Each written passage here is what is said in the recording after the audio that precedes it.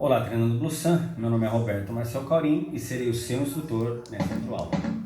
A partir de agora nós vamos dimensionar, nós já dimensionamos o DPS, aqui nós estamos tratando de corrente contínua ainda, né?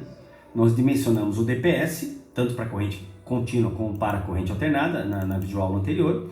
Agora nós vamos dimensionar os fusíveis que nós vamos utilizar no caso de ter uma falha catastrófica, um curto nesse DPS, eu utilizo esses fusíveis.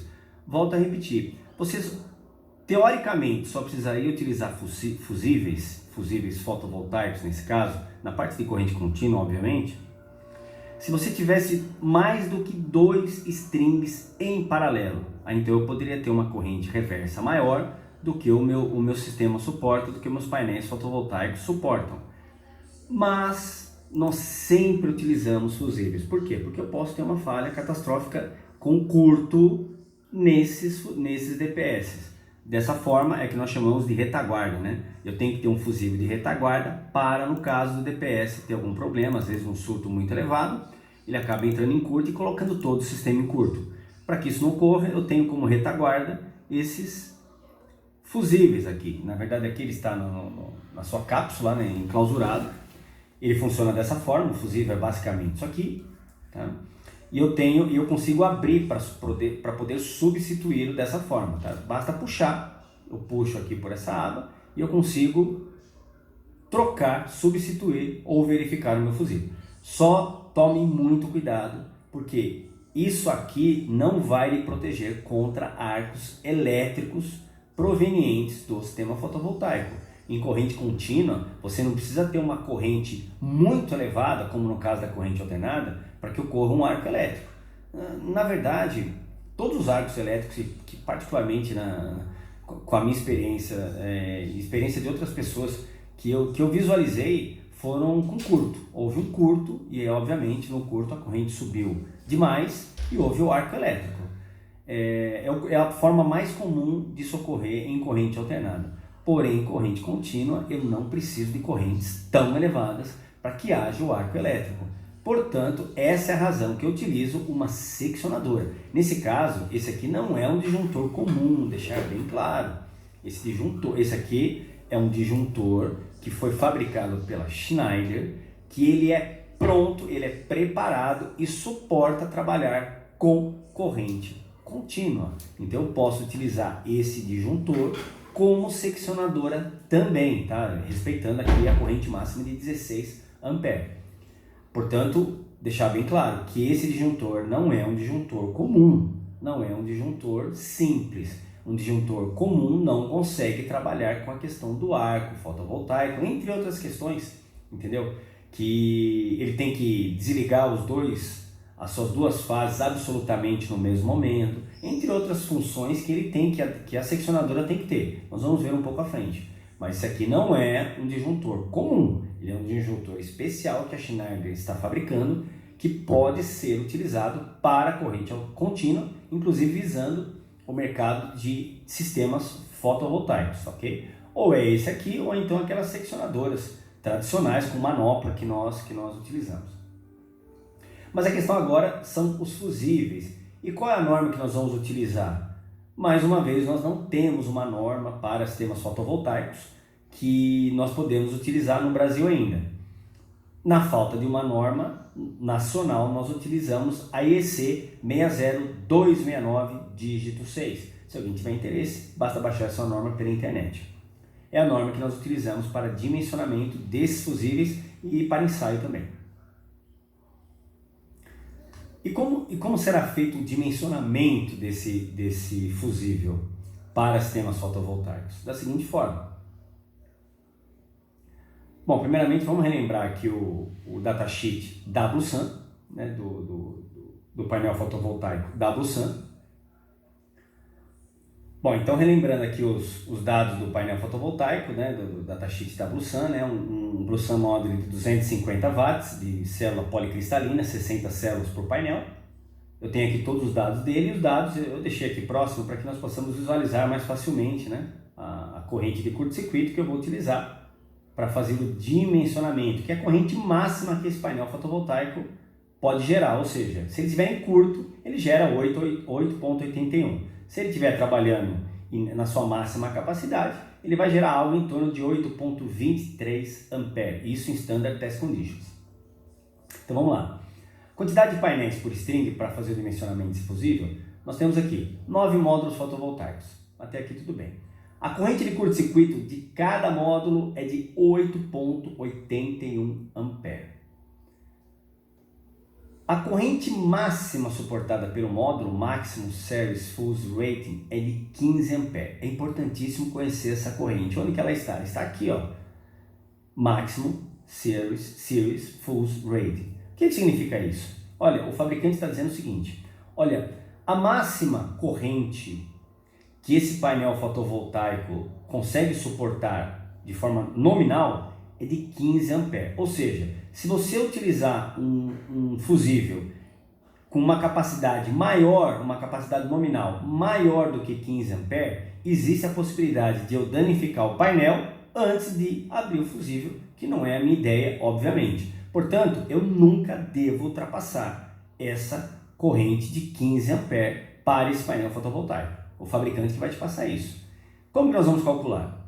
Eu vou pegar, isso aqui eu utilizo a 5410, o básico da 5410, eu vou pegar a corrente de curto-circuito, que é a corrente máxima do sistema. Nesse caso nós estamos aplicando que é a corrente máxima que o painel fotovoltaico pode gerar em curto, 8,81, multiplicado pelo fator de segurança 1,25, o que vai me gerar a corrente difusível de 11 ampere. Ou seja, entre 11 ampere, que é o fusível que foi selecionado, até 15 ampere, que é o máximo que o meu painel fotovoltaico suporta, eu posso utilizar qualquer um deles.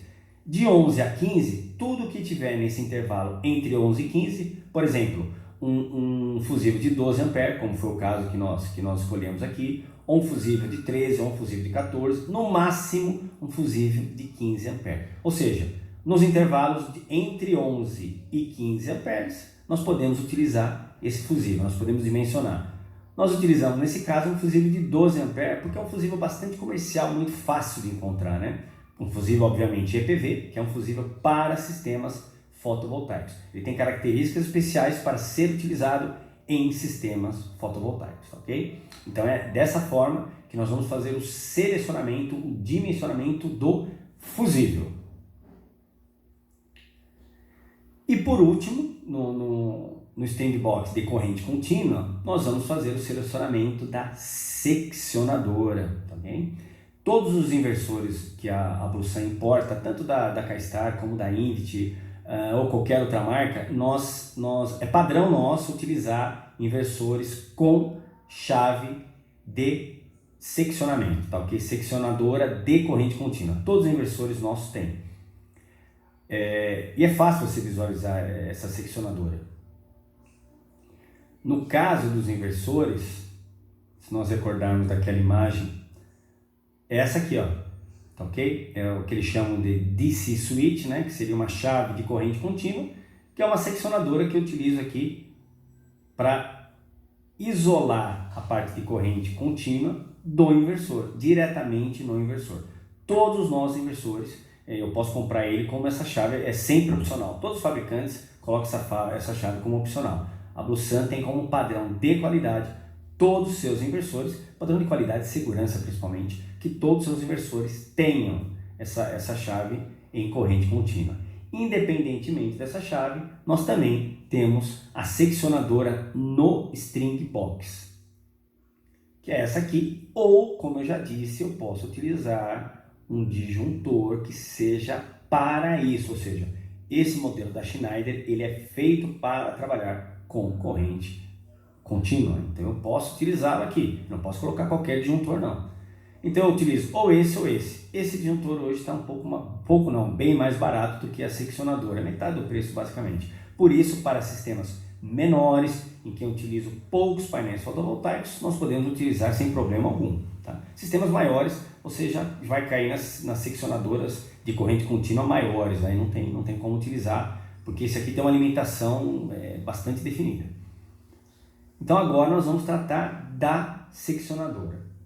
Bom, quais são as principais funções dessa seccionadora? Primeiro, desligar os polos condutores energizados de uma só vez. Ou seja, quando eu desligo, ele não pode desligar um e não desligar outro. Ele vai desligar ambos ao mesmo tempo. É o que essa seccionadora faz, o que essa seccionadora faz também.